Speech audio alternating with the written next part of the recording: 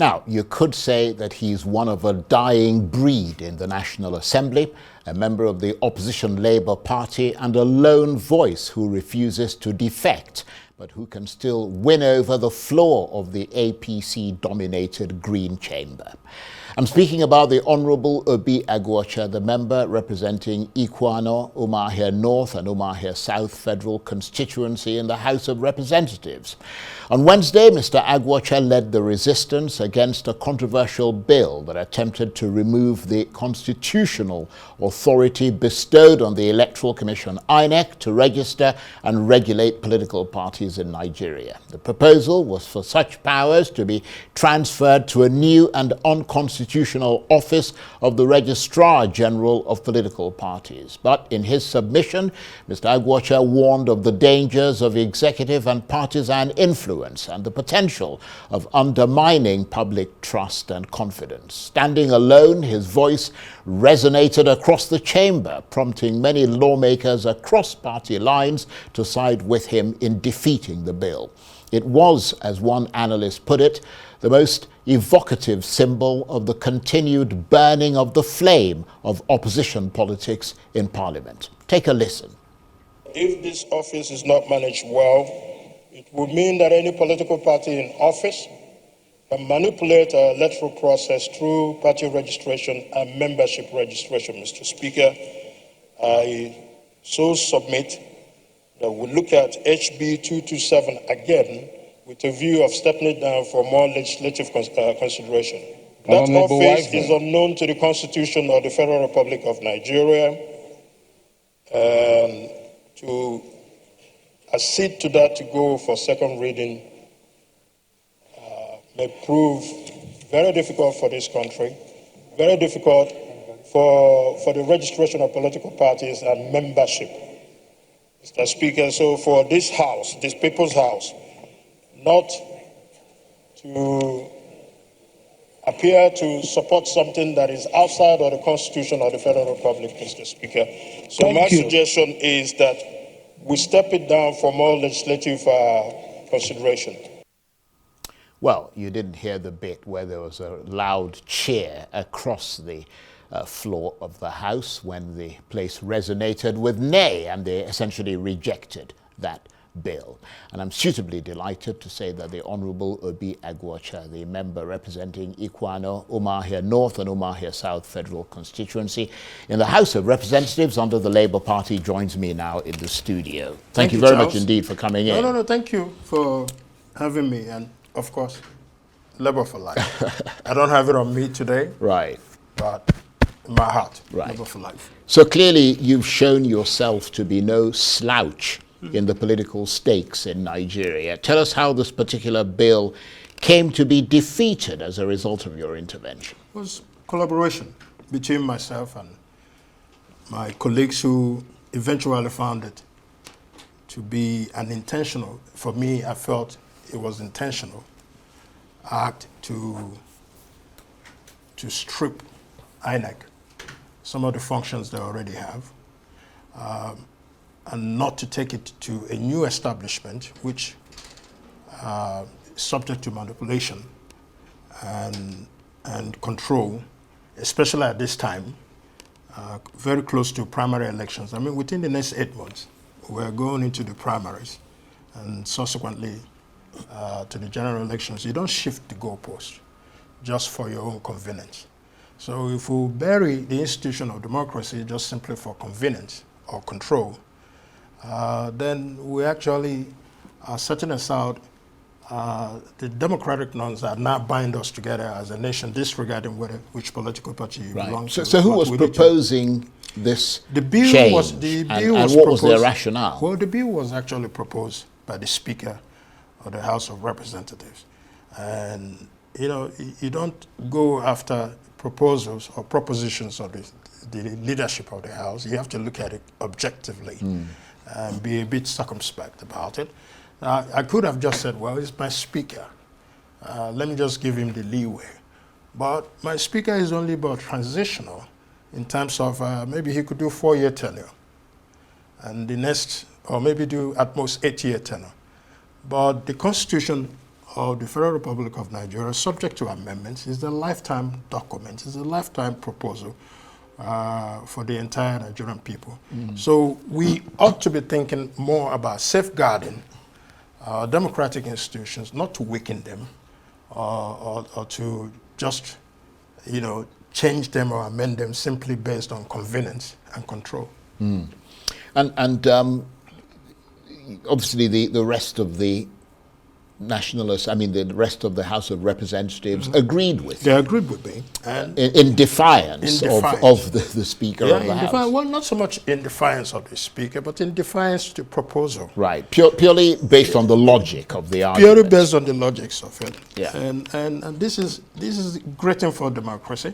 Everyone has always said there are no opposition in the National Assembly, or that every other thing that comes to the National Assembly is stampeded by the APC majority. But for the first time, we saw a collaboration of ideas of APC, PDP, and Labour, or any other political party who's otherwise-minded, to look at an issue objectively and to say, no, as at this moment, this is not good for the progress that we intend to make for democracy, but rather what we should be doing, instead of creating parallel structures, especially with an organization which has yet to be established by law, is outside of the Constitution.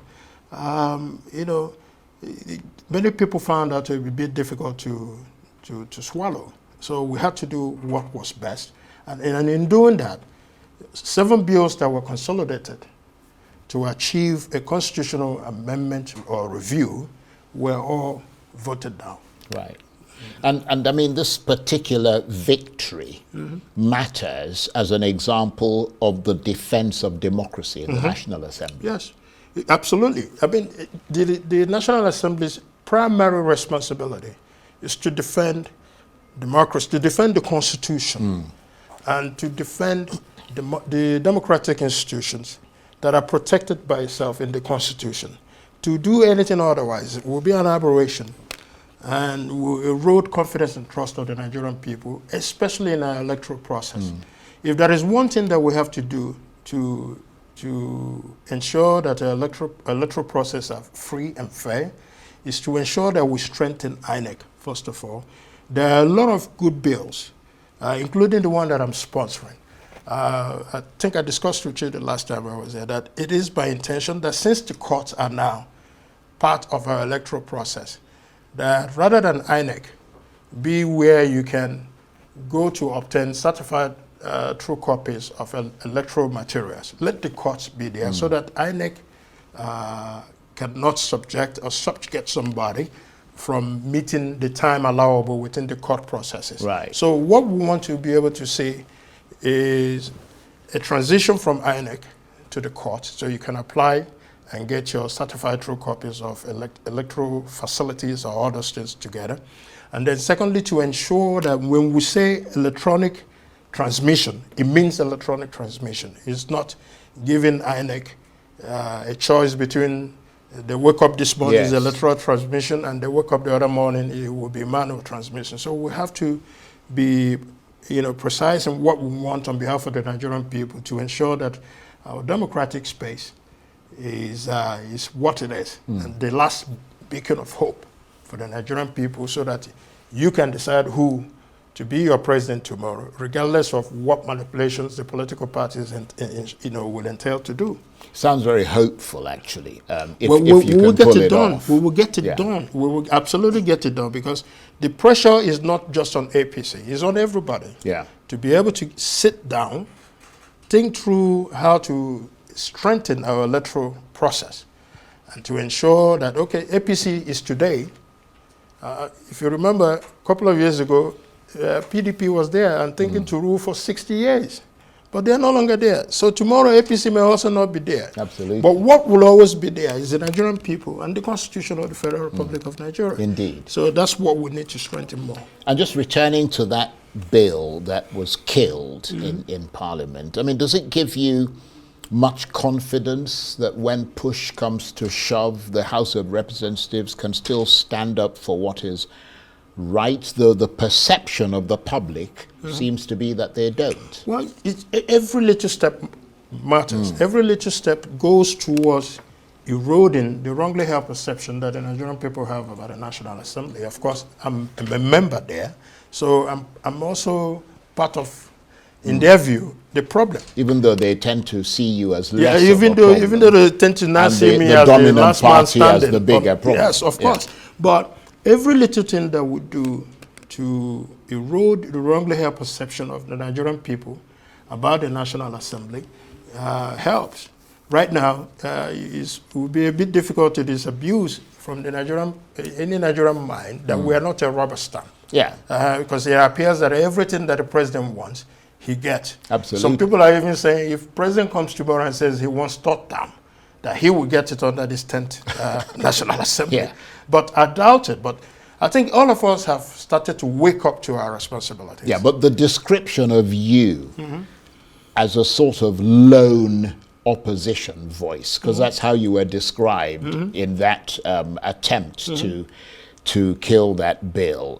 You were there standing in political wilderness as the sort of the dissolution of the opposition by defecting politicians continues apace. How is all that affecting you as you try to do your job in the National Assembly? It must be quite demoralizing. No. Actually, it's a good place to be that voice of reason, to be that voice of hope that can be, call on his colleagues to say, let us look at this objectively from this other perspective, not just from a partisan perspective.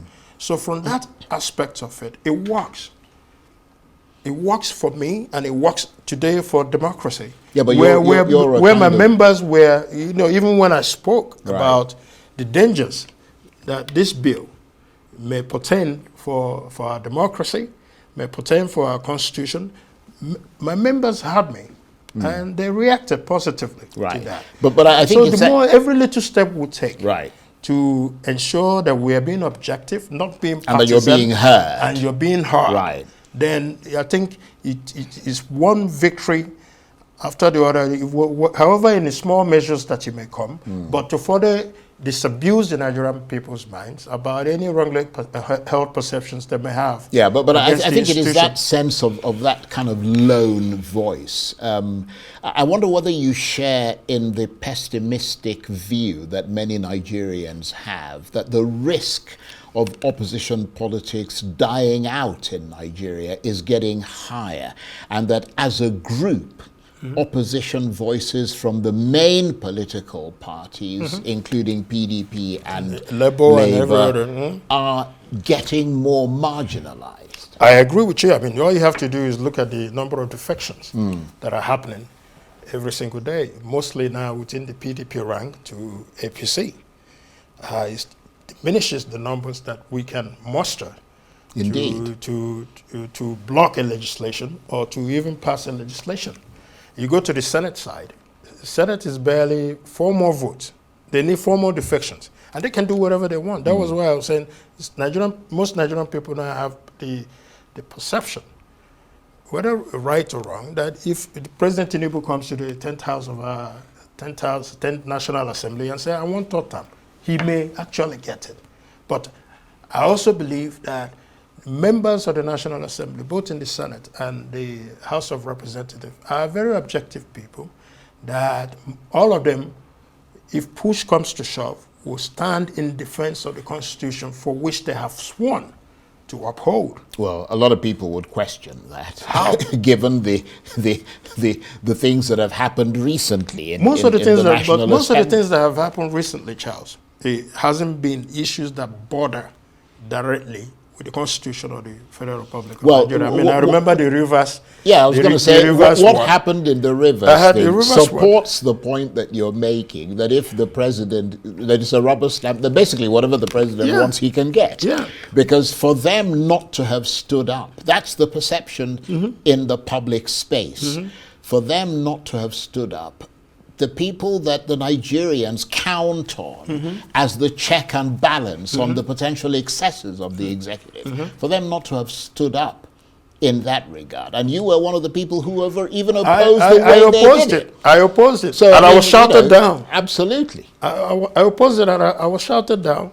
But 2 days ago, I opposed a fundamental, for me, intentional effort to undermine our electoral process, undermine the Constitution, and I succeeded. Yeah, because it wasn't, it didn't have that big executive influence there, did it? That bill. I mean, it's very rare.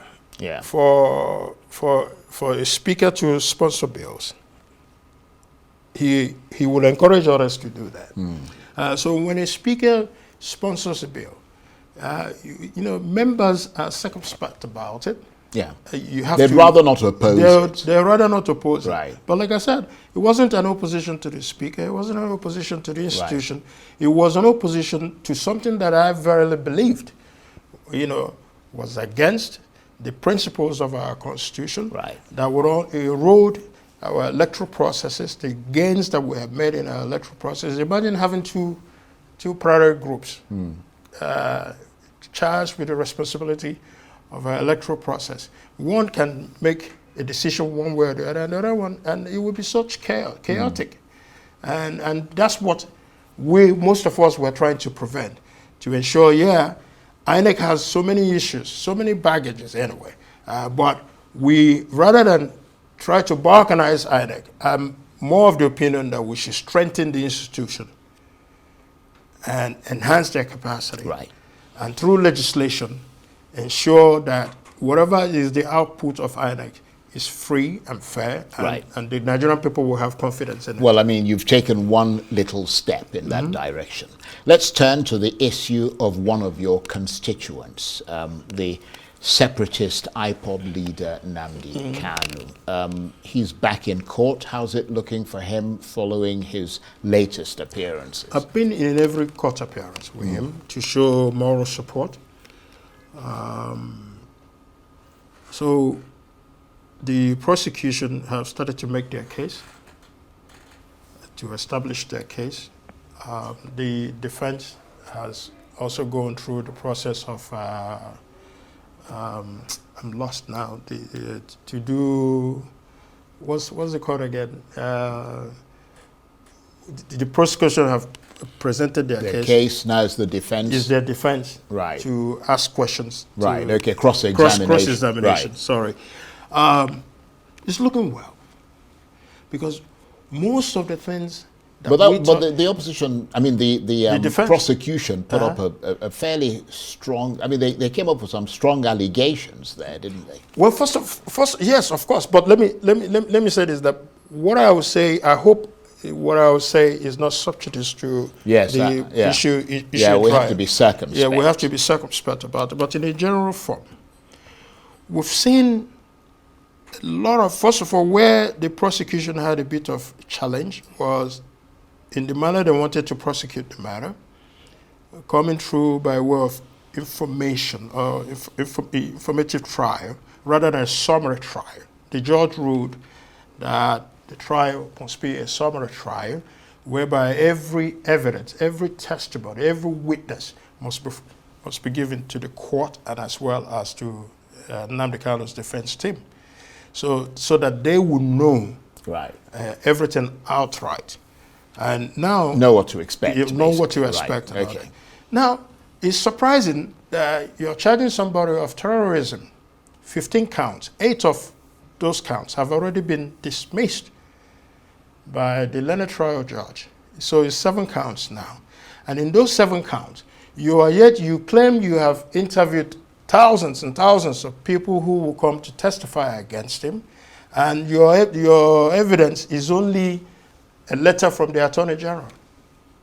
The whole thing, the whole evidence, well, from a letter from an Attorney General. Yeah. What are those other people?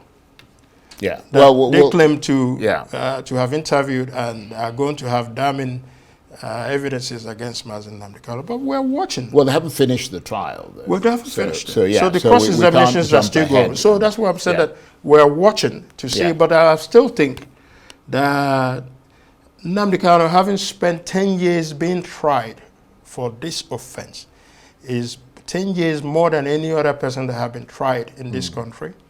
10 years where evidences and what people may have thought before has changed. And I think today people are asking for justice. He is also asking for justice, but we're also saying the government has the power to invoke Section 174 to discontinue the matter. Let there be peace in the Southeast. All these people who are benefiting from high crimes and criminality, banditry and assassination, and having economic benefits of this will absolutely come to a stop if we give Nnamdi Kanu an unconditional release from the criminal prosecution that is already going on. But so far, so good. I think both sides are confident. Right. Well, I mean, that position that you espouse, which is that it is more of a political matter. I think it's more of a political solution. We've had military analysts in here who have said that the issues around Nnamdi Kanu and his separatist cause are, in fact, political, not military, perhaps not even legal, and should be settled politically. Has there been more substance to that position as far as that view being advanced to the government is concerned? Are the signals more positive, or will it have to see its way through the courts? In the last time I was there, I remember you asked me about it. I said there have been more progress. If my expectations were dampened. Yeah, but since that time. But since that time, the only person in government that I have yet to meet on the Nnamdi Kanu issue is still the president of the Federal Republic of Nigeria, and for obvious reasons. For a president to show any commitment towards this, he must have to see an appropriate security report and also see a legal report, so which may be made available to him. But on the surface of it, we've met almost everybody that needs to be discussed this issue with, and they've given us some measurable of assurances that they too are inclined to seeking political solutions. So I'm only optimistic that when the time appropriate comes, within this trial phase. Is there a bit of foot dragging? They're foot dragging. They are, absolutely. So that within this trial space, that we can sit side by side and find a common solution that will free Nnamdi Kanu after 10 years. When he was first arrested, he was 46 or 47. He's now 50-something years old. And like I said, he has been in solitary confinement, but have shown a lot of remorse, demonstrable remorse, but has not rejected the fundamental aspect of his agitation, that his people are marginalized. And that fundamental aspect of agitation still plays today. The Southeast is in no measure, an area where you can point to say this is a federal government establishment here and there. Not to say that, well, the establishment of the Southeast Development Commission is a good start. But what we are talking about, the insecurity aspect, right, and to be able to ensure that the Southeast is at peace, and that the Southeast is moving economically, and that Nnamdi Kanu is given the freedom. Well, I mean, the president just recently visited Anambra State, although that's not Nnamdi Kanu's state, but it's still in the south. Still in the south. I mean, were there any attempts to take advantage of that visit and for people to express? No, look at the retinue that the president will come with to Anambra State. Now, he will come with the whole battalion. So for that 1 hour or 2 hours of visit, no pin would drop. But after the president leaves, what happens next? No, what I mean is, was there an opportunity to advance this position I was a bit disappointed. I was disappointed that openly that none of our governors stood up and said something about, because they've had meetings. I mean, the Southeast governors have had meetings about Nnamdi Kanu. They've advanced a position where they said they were going to speak to the president and all the rest of it on his behalf. On his behalf. So I would have thought that while the president was there, that somebody from the Southeast, at the level of governor, could have said something towards the release of Nnamdi Kanu. Well, let me say it. I'm saying, Mr. President, it is in your hand to see about the fundamental demands of the Igbo people above every other consideration, the Igbos is the unconditional release of Mazi Nnamdi Kanu. Doing so brings about several advantages, political and otherwise. But most important to us is not just the political aspect of it, but the aspect of security, that all those who are engaged in the economic benefits of high crime and criminality, banditry and assassination are known. That rug of agitation, because if you ask them, why are you doing this? They say it's because Nnamdi Kanu is still held. So when we pull the rug or the fact of Nnamdi Kanu away from them, then we'll make bare to all these people. I want to thank you very much indeed you, for coming in. Honorable Obi Aguocha is the member representing Ikwano, Umuahia North and Umuahia South Federal Constituency in the House of Representatives under the Labour Party. Good to see you. Thank you, Charles. Thank you.